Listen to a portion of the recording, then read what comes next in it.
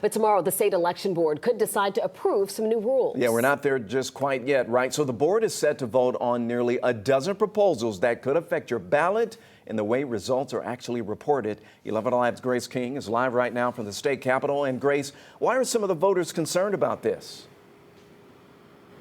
Well, there are a lot of possible changes and not a lot of time until Election Day. In fact, there's just 3.5 weeks left until early voting begins. On Friday, the state election board will vote on 11 different rule changes, despite a 90-day quiet period request from Secretary of State Brad Raffensperger and several county election boards. The timeline is absurd and can only be viewed as folks trying to incite chaos. Fair Fight CEO Lauren Grow-Wargo is frustrated by Friday's meeting agenda. One measure would mandate tracking for absentee ballots.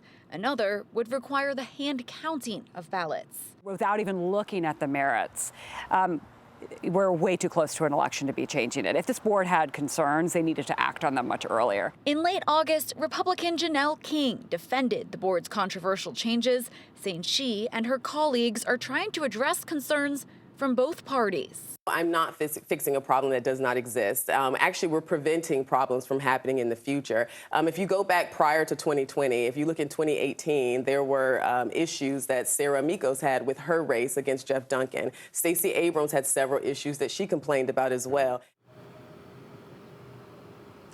And if those new amendments are passed, they could go into effect on October 14th. That's the day before early voting begins here in Georgia.